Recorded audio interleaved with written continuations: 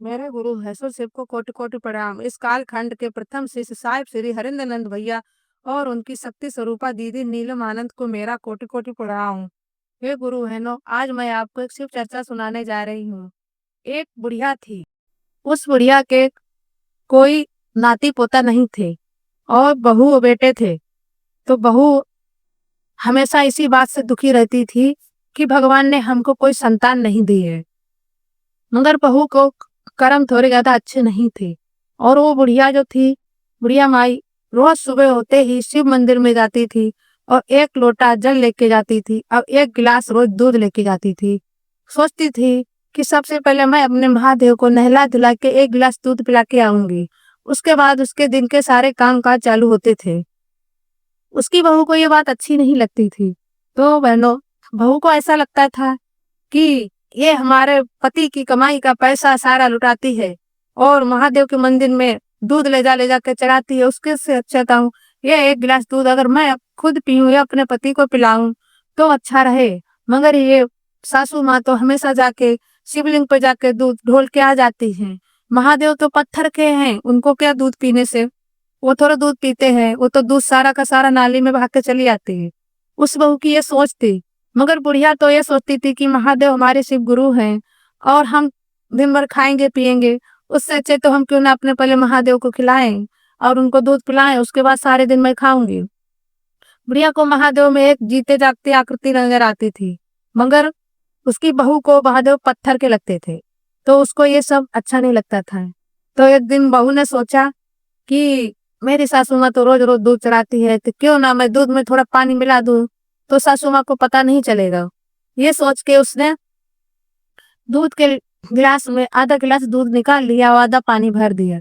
बुढ़िया को कुछ पता नहीं चला, वो जाके शिव मंदिर में दूध चढ़ा के चली आई। तो बहू ने सोचा आज तो मेरी सासू माँ को पता ही नहीं चला है, तो मैं मान लो रोज ऐसा ही करती रहूंगी तो सासू माँ नहीं जान पाएंगी। तो दूसरे दिन भी बहू ने ऐसा ही किया, थोड़ा सा दूध रहने दिया, पानी डाल दिया दूध में और दूध निकाल के खुद पीने लगी। रोज का उसका यही क्रम हो गया और रोज ऐसे करती, दूध पी लेती थी, पानी डाल देती थी। तो बुढ़िया को ऐसा लगा कि ये दूध इतना पतला कैसे हो जाता है। तो एक दिन उसने सोचा कि मैं क्यों ना देखूं कि ये दूध कहाँ चल, दूध को मतलब इतना पतला कैसे होता है, क्या होता है। बहू ऐसा नहीं कर सकती है, मगर सोचा कि फिर भी देखती हूँ कि दूध ऐसा क्यों हो जाता है। तो बुढ़िया एकदम छिप गई। तो बुढ़िया ने देखा, बुढ़िया जैसे ही गिलास में दूध रख के और पूजा की थाली तैयार करके जैसे ही थोड़े से फूल तोड़ने बाहर गई, तो तब तक बहू ने वो दूध बदला, पानी डाल के दूध रखा, वो गिलास उठाया, एकदम से बुढ़िया आ गई। तो उसने देखा तो एकदम से रोने लगी, बोली अरे बहू, तुम ये क्या कर रही हो, ये दूध मैं महादेव के लिए ले जा रही हूँ, अपने गुरु के लिए लेके जा रही हूँ, मगर तुम ऐसा क्यों कर रही हो कि दूध में पानी मिला के रख दिया, दूध बदल लिया। मुझे 8 दिन से ऐसा लग रहा था कि दूध में कुछ बदलाव हो रहा है, मगर मुझे विश्वास नहीं था कि मेरी बहू ऐसी हो सकती है। बहू तुम्हारे क्या कमी है, तुम ऐसा कर रही हो। तो बहू झुंझला के बोली कि सासू माँ, महादेव के पास में क्या कमी है जो आप उनको दूध पिला रही हो। उनके तो दूध की, अगर वो चाहें तो दूध की नदियां बहा सकते हैं, मगर उनको दूध पिलाने की आपको क्या जरूरत है, आपका ये दूध तो नाली में चला जाता है। इससे अच्छे तो मैं सारे दिन काम करती हूँ तो मैं दूध पी लेती हूँ। वो देख के महादेव तुम्हारा खुशी हो गया ना कि दूध पी लिया उनकी बहू ने, और महादेव तो दूध पी के नहीं, आप ले जाओगे तो नाली में ही चला जाएगा ना। उसकी सोच को देख के बुढ़िया को बहुत दुख हुआ और रोने लगी। बोलिए महादेव, मेरे घर में आपने ऐसी बहू क्यों भेजी है जिसको ज्ञान नहीं है, इसको बुद्धि भी नहीं है। भगवान आप इसकी बुद्धि सही करो, ऐसा मन में सोचने लगी। दूसरे दिन उसने फिर दूध रखा, तो बहू ने फिर, अब तो उसके बहू की तो आदत हो गई, अब तो बहू ने सास के सामने दूध उठा के पी लिया और बोली जाओ खाली जल चढ़ा के आओ। अब तो बुढ़िया की आंखों में आंसू आ गए और वो दुखी होके रोने लगी। रोते रोते महादेव के मंदिर में गई, बोली महादेव, मेरे घर में तो मेरा बेटा कमाता है, मेरी बहू का ही शासन चलता है, मेरे पति है नहीं, तो मैं क्या करूं, अब आपकी सेवा कैसे करूं। मेरा मन है कि मैं आपको दूध पिलाऊं, मगर मेरी बहू ऐसा ही करती है कि दूध में पानी मिला के देती है। अब मैं क्या करूं, कहाँ जाऊं, महादेव मुझे माफ कर देना। मैं, मेरी बहू बच्ची है, उसको ज्ञान दो, उसको बुद्धि दो। मैं आपसे यही दया मांगती हूँ कि मेरी बहू को ज्ञान बुद्धि दो, उसके अंदर जो आपके लिए नफरत है वो दूर कर देना महादेव। ऐसा सोच के बुढ़िया रोने लगी। रोते रोते घर पे आई घर पे आके चुपचाप से बोली आज मैं खाना भी नहीं खाऊँगी, कुछ नहीं करूँगी। उसको बस यही लग रहा था कि आज हमारे महादेव भूखे हैं। देखिए गुरु बहनों, अगर जो महादेव को सच्चे प्रेम करते हैं और जो उनको अपना मानते हैं, तो उनको ऐसा लगेगा कि महादेव हमारे घर के सबसे बड़े सदस्य हैं, गुरु हैं हमारे। आज हमारे गुरु को हमने उनको दूध नहीं दिया है और हमारे गुरु भूखे होंगे। तो उस बुढ़िया ने सोचा कि मैं भी कुछ नहीं खाऊँगी। उसने कुछ नहीं खाया और सो गए, मगर बहू को इस बात से कुछ फ़र्क नहीं पड़ा।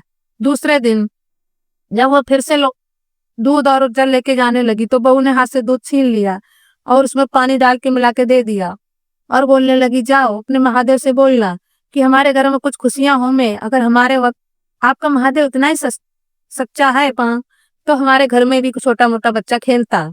मगर आपके महादेव को तो कुछ पड़ी ही नहीं है, वो तो खाली आप दूध उनको देती हैं, वो दूध पीते हैं, मस्त रहते हैं, भांग पीते हैं, दूध पीते हैं, हैं? परेशान तो मैं हूँ, मेरे कोई आस औलाद नहीं, मेरे घर में पुत्र नहीं है, सभी अड़ोस-पड़ोस की औरतें हमको ताना मारती हैं, मगर आपको तो इसके उस बात से कुछ फ़र्क नहीं पड़ता है, आपको तो खाली अपने महादेव दिखते हैं और अपनी पूजा दिखती है और अपने आप में मस्त रहती हो, मेरी तो आपको कोई चिंता नहीं है। अगर आपको इतनी महादेव की चिंता है, तो उतनी चिंता मेरी भी करो। अब जाके महादेव को बोल दो कि हमारे घर में कोई नाती आवे, तो मैं आपको मान जाऊँगी। ऐसा बोलना जाके महादेव को। तो वो बुढ़िया मंदिर में आई, महादेव के आगे रोने लगी, बोली महादेव मेरी इस बहू बहुत नादान है, इसको कुछ समझ में नहीं आता है। जो भी वचन आपके लिए उसने बोला है, तो आप इसके लिए क्षमा करना। उसको कुछ दंड मत देना महादेव, भले जैसी भी है, मेरी बहू है, मेरी इकलौती बहू है, उसको आप माफ़ करना। ऐसे करके शिवलिंग के पास जाके और शिवलिंग को पकड़-पकड़ के रोने लगी और बोली महादेव अब ये पानी वाला ही दूध आपके नसीब में है, आप इसी को पियो। ऐसे कर मैं 1 महीना से यही कर रही हूँ कि आपको पूरा पानी वाला दूध पिला रही हूँ। पूरे सावन निकल गया ये पानी वाला दूध पिलाते-पिलाते। मैंने पूरे सावन में आपको सिर्फ़ 1 दिन अच्छा दूध दिया और मैंने पूरे महीने में आपको दूध नहीं पिला पाई। मेरी बहू की गलती को आप क्षमा कर देना। ऐसे करके महादेव के पास रोने लगी। रोते-रोते पता नहीं बहनों कब उसकी आँख लग गई उस मंदिर में और वो मंदिर जंगल में था, गाँव के बाहर था, उसमें ज़्यादा कोई आते-जाते नहीं थे। तो उसकी आँख लग गई उस मंदिर में। जो आँख लग गई तो सपना वो देख रही है कि सपने में उसको महादेव आते हैं और बोलते हैं कि तुम क्यों उदास होती हो? तुम्हारे घर में नाती नहीं है, मुझे पता है। जा आज अपनी बहू को बोल देना जाके कि आज से 9 महीने बाद तुम्हारे घर में एक पोता खेलेगा। इस तरह से अपनी बहू को बोलना जाके अगर ये कहना मेरा तुमको झूठा लगता हो, उस तुम्हारी बहू को अगर झूठा लगता हो, तो उसको विश्वास करना होगा मुझ पे और तू अपनी बहू को जाकर ऐसे बोल दे। इतने में ही बुढ़िया की आँख खुली। बुढ़िया मन में सोचने लगी महादेव, महादेव आप कहाँ चले गए? मुझे अभी सपने में दिख रहे थे, ऐसे मुझे सपना देखते रहते। मैं सपने में आपको देख के बहुत खुश हो रही थी। इस तरह से रोते-रोते मन मन में विनती करने लगी महादेव मेरी बहू तो इतनी गलतियाँ करती है, तो आप उससे खुश कैसे हो सकते हैं?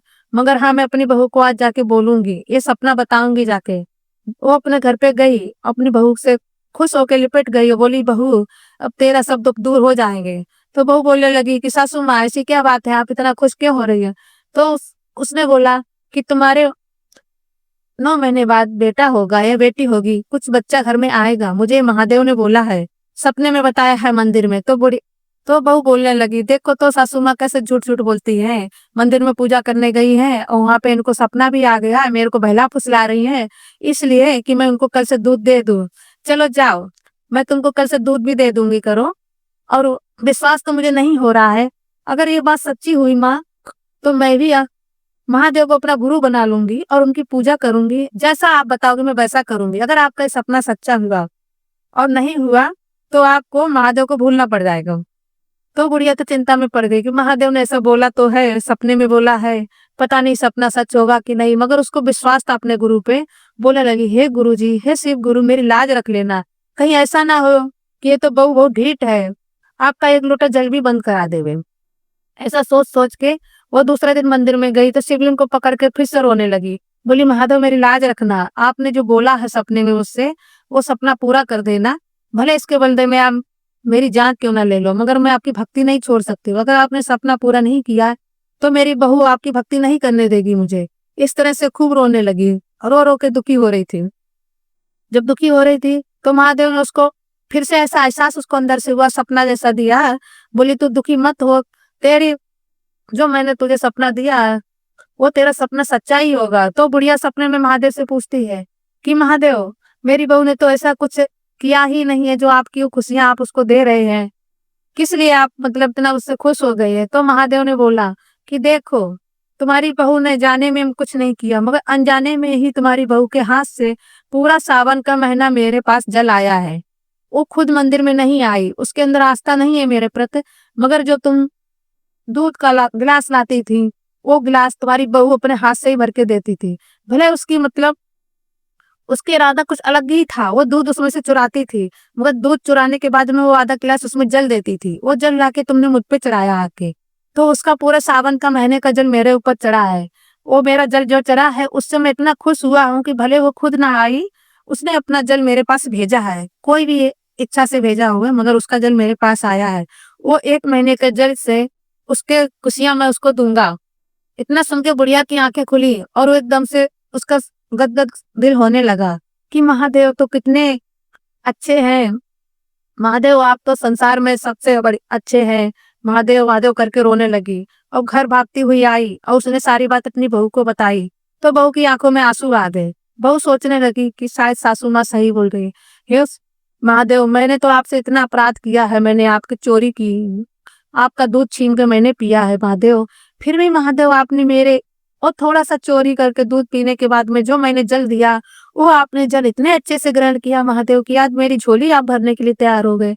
तो बहू का सीना गदगद होके आँखों से आँसू बहने लगे और बहू बोली कि महादेव, अब मैं आपको हमेशा पूजा करूँगी और सच्चे मन से आज से अभी से अपना गुरु मानती हूँ।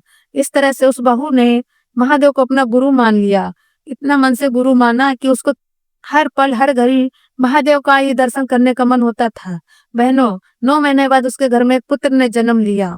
उस पुत्र का नाम उस बहू ने ओम शिवाय रख दिया और वो महादेव को इतना मानने लगी कि सास से भी ज़्यादा महादेव की पूजा उसकी बहू करने लगी। हे बहनों, एक लोटा जल से हमारे महादेव इतने खुश हो जाते हैं कि भले हमने कोई भी भाव से चढ़ाया हो, मगर वो महादेव तो अपने सच्चे मन से ग्रहण करते हैं और जिस इच्छा से चढ़ाते हैं, जो अभिलाषा रखते हैं, महादेव पूरी करते हैं। हे गुरु बहनों, मेरा यही कहना है कि महादेव को आप जैसे भी पूजे, जिस तरह से पूजे, गुरु मान के, जिस तरह से भी आप थोड़ा-सा भी समय निकाल के उनकी सेवा कर पाएँ, तो महादेव आपकी झोली कभी खाली नहीं रखेंगे और आपकी सब मनोकामनाएँ पूरी करेंगे। तो अगर आपको मेरी ये चर्चा अच्छी लगी हो, तो कमेंट बॉक्स में हर हर महादेव ज़रूर लिखें।